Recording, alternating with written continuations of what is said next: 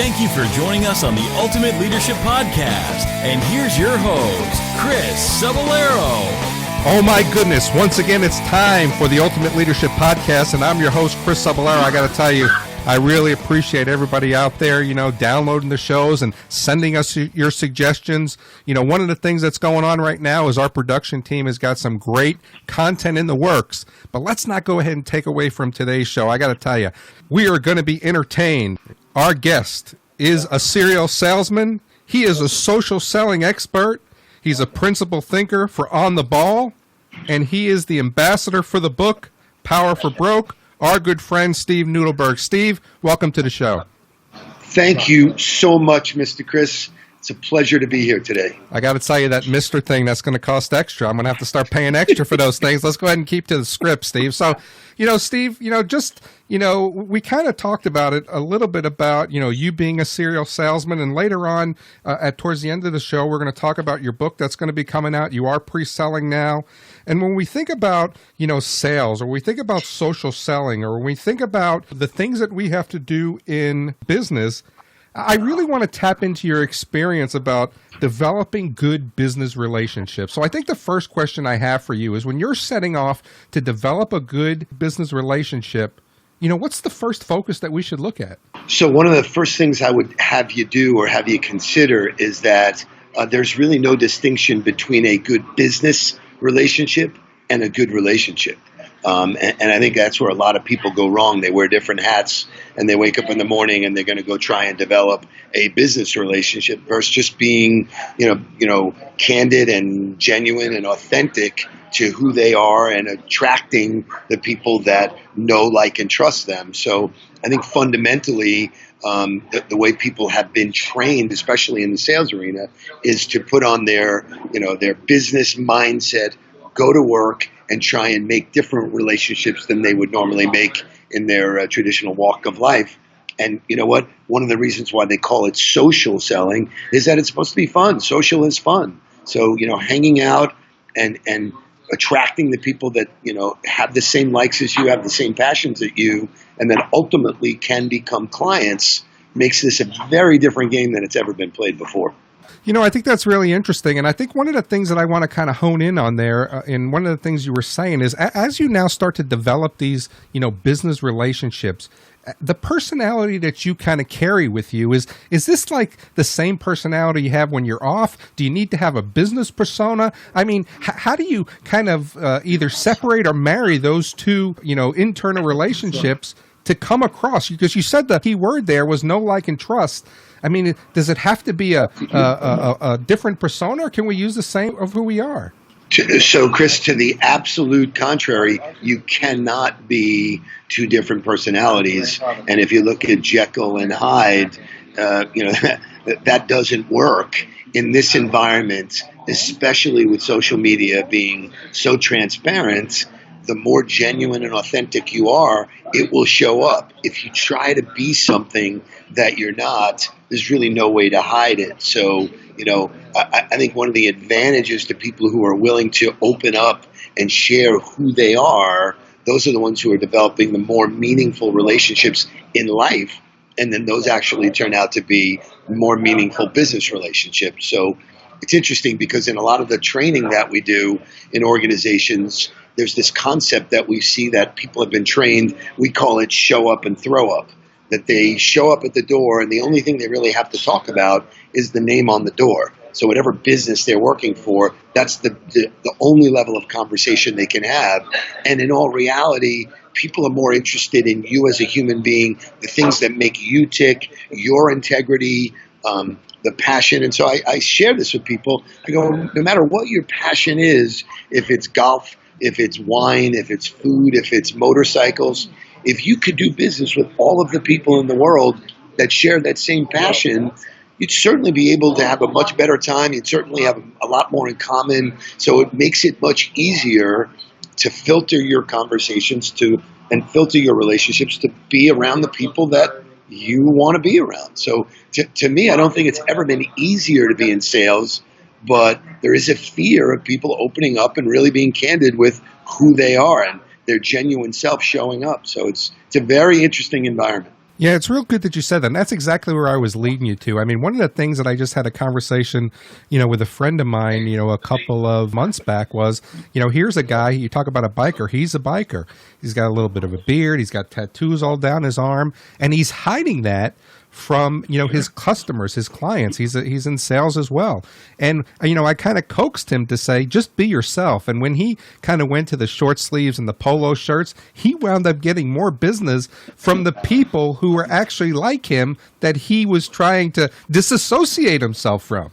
I'm not surprised at all. And in a lot of the coaching we do, it's trying to coach people into being who they are and being, again, that word genuine comes around. So, I'm fortunate I get to travel around the country. I get to speak and I get to, work with sales teams all over the place. And the idea that I don't think anybody has the power to sell anything anymore. The idea is that you need to educate people on who you are. And then by developing those meaning relationships, two good things can happen. They either have the opportunity to buy from you, or they have the opportunity to refer you to someone they know who could buy from you. So, I think it's more of a game of setting up, this relationship network, of which my team, in the 7 offices that we have around the country, my team is adept at managing, creating, and developing these great relationships that have nothing to do with business. Some of them turn out to be business, but it's not our goal. We don't go into it trying to sell somebody something. We go in trying to find out who they are and find out where the commonalities are. And it's actually really fun. It's the ultimate dating game, if you will. Yeah, I think that's an awesome way to put it. And, I'm glad you kind of went there, because one of the things that I like to tell, clients that I work with is, we don't sell products and we don't sell services. What we sell is outcomes. And we're not going to know the outcomes that people need to their solutions until we get to know who they are. So I'm glad you put a cherry on that. So I guess my next question is, what's the biggest misconception that people have when it comes to developing business relationships? The biggest misconception would be that they have to put on some kind of game face. In my book, which is basically a compilation of 27 rules for leaders and influencers. A lot of the rules pertain to how you think and how you react. I'll give you, for instance, most salespeople are focused on setting up meetings and setting up appointments. And, for me, an appointment has always been with a doctor or a dentist. It's never been anything that is part of business. So just one shift in your dialogue, and this can affect your entire state of being, is instead of making meetings and appointments, make visits. And by shifting that one word in a salesperson's vocabulary, it takes all the pressure off. You're not going to go visit somebody and bring brochures and do all of those things. We're just going to visit. It's a very simple shift in behavior, a shift in language. And that's where we've gotten the best results, is stop being salesy. Stop being the ultimate closer. Always be closing has changed to always be connecting. Just connect. Just connect on a real, genuine human level, and let the rest take care of itself. Because if people genuinely do like you, they're going to go out of their way to try and do good things for you. And so, that adage of, it's a popularity contest. You're damn straight it's a popularity contest. So if you're open, and just this morning, I'm in New York City today. On the plane ride up, I broke into a conversation with the guy sitting next to me over, I didn't know what the term mosaic meant. The girl on JetBlue came over and said, "Oh, Mr. So-and-so, you're a mosaic." And I was like, "What's a mosaic?" And I usually fly Delta, so it was new to me. We broke into a conversation about mosaic. Before we turned around, I said, "Oh, I guess you fly a lot." "Yes." "What do you do? Where do you live?" Well, he's the CEO of a big healthcare company that I'll be having coffee with in 2 weeks. And it was so easy and so simple and so genuine. Now, there was no selling going on. Now, ultimately, when I'm in front of him, a couple of things can happen. We'll continue to like each other. He'll learn more about what I do, and he'll go, "Wow, I see value in that for my company. Can we talk about it more?" or we'll shut it down and we'll just remain friends. So it has nothing to do with the predetermination of how am I going to sell this person. And it manifests itself in something very interesting. One of the questions we ask salespeople is, tell me the definition of a good meeting. And the definition is, well, when you have the decision maker there, or they have the budget to spend the money, or to do any of those things that are related to the result of selling. And I say, well, wouldn't it be just a great meeting if you found somebody that you really liked and enjoyed being around? That to me is a quality meeting. And we have them all the time. But we just came from a meeting with somebody at the World Trade Center, which, by the way, had not been in the tower since it's been rebuilt, and it was absolutely spectacular. But all it was, and again, I said it before, the dating game. He's telling us stuff about him. We're listening. We're learning. We're figuring things out. It may or may not go anywhere, but if I said to a salesperson, you got to go out and you got to make a sale today, the chances of failure could be very high. But if I said to them, go out and make a friend, they do it in a heartbeat. So if you go out and make friends, wow, look how easy this is. And your friends turn out to be clients or people who refer you. So it's a very simple game of, just understanding, listening, valuing, understanding what you like, understanding what they like, and then the business conversation comes second. And I think that's probably the biggest paradigm shift, is that salespeople used to show up, and some of them still do, with all of the stuff about who they work for and what they do for a living, and people aren't interested in that as much as who they are.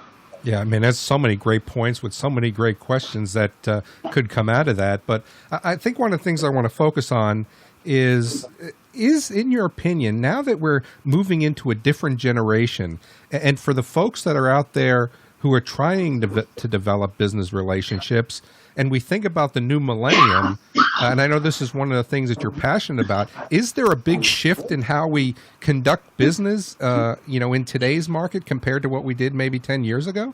Absolutely radical change. The tools that are available to us in the digital environment are just make being in sales so much easier. One of the things I talk about in my speeches is, can you imagine being a salesperson that did not have internet, did not have a CRM, did not have a mobile phone? And I always ask this, I go, anybody in the audience use Waze, the traffic app? And some of them don't. And I go, I'm going to change your life in 2 seconds, because it's the greatest tool ever available. So you take all of these tools, and then you have a way of communicating with people with the click of a button. All of the social media channels that are open there are mere broadcast channels that people just don't understand the power of broadcasting your personal message out there. So what it's done is it's shifted to personal branding being so significant rather than exclusively company branding. So here's an example, Chris.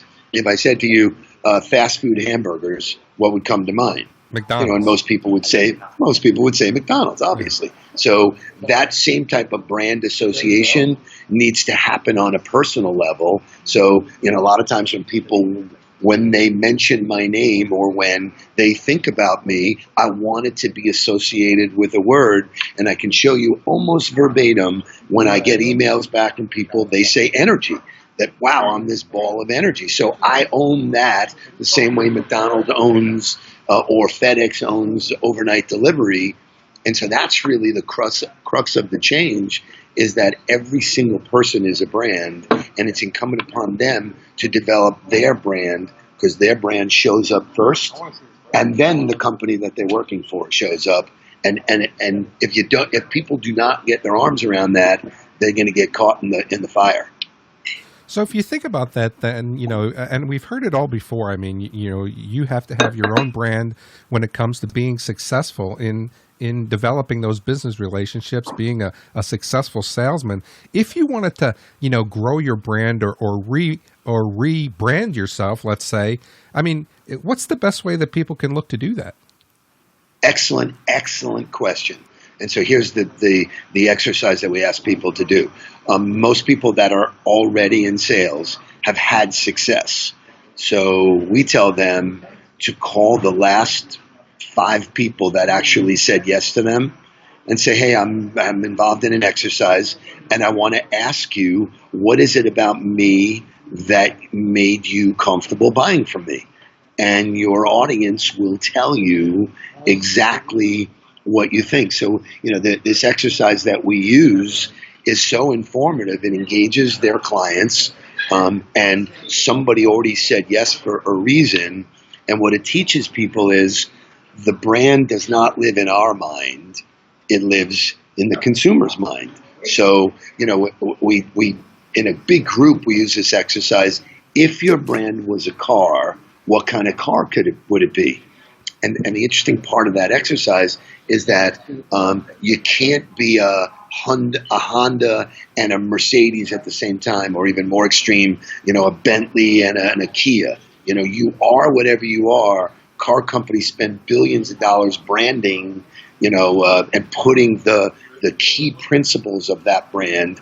So once you've spoken to your audience and found out what they're attracted to, write down the adjectives that they're using and then own those adjectives and train people that this is, when you buy me, this is what you get. And, the list of adjectives is obviously endless, but when you narrow it down and get to what is your particular DNA, you will realize that that's what people buy. They don't buy product, they don't buy price, they don't buy, service, because whatever it is, it's probably a commodity that they can buy somewhere else, no matter what it is. In any business, they're making a decision on you, and here's the game changer.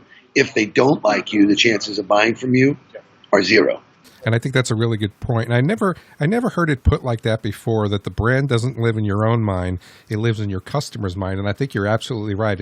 It's the message that we're trying to get out, but it's what they're decoding about us that I think is really important. And I got to tell you, there's just so many, places to go, but I do want to be respectful of your time.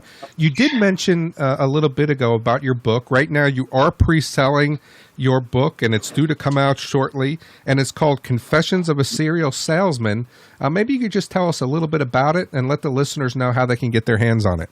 Great. So we're in the pre-selling phase, which is all new to me.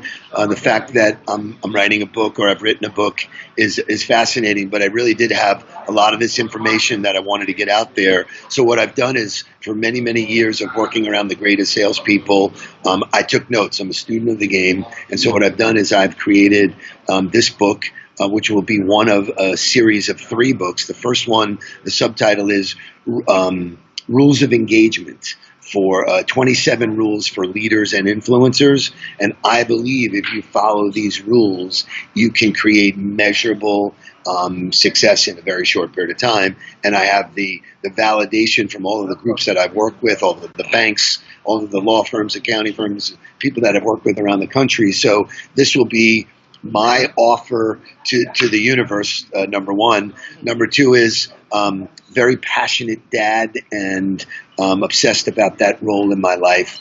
And both of my sons are in college football coaching, so I'm pretty proud of that. But the reason why I did this is what I wanted to leave a legacy, so that they know they can put their hands on something physical and say, yeah, this is what my dad stood for. So, this part of my career, I've been very successful. I've bought and sold companies. I've had major success at the sales level. This is my gift back to the universe to say, here's a way that you can do it. And if you look at major successful teams and athletes, they all have a process. Yeah, I think you're absolutely right. So if folks want to get their hands on that book for pre-selling, is there a place they can do that, Steve? Currently, there is not a page set up. It will be set up over the next couple of weeks. But if they want to contact me directly at Nudelberg, which is on Twitter, or On the Ball Marketing, be happy to get them on the pre-sale list. All right, sounds awesome. And promise us when the book comes out, you'll come back. Let's go ahead and talk about it, and let us help you contribute to your retirement. I totally appreciate the time and the opportunity, and I'll leave you with this. Let's go Mets. Yeah, that's right. We are New York Met fans, so that's really awesome. So, I want to thank our guest, Steve Nudelberg, for joining us. He is the Serial Salesman. And for everyone out there, I want to thank you for joining us again on the Ultimate Leadership Podcast. Until next time, this is Chris Cebollero, and I'll chat with everyone again real soon. Thank you for joining us. The Ultimate Leadership Podcast is a production of ChrisCebollero.com. You can interact with us by email at ultimateleadership16@gmail.com. All rights reserved.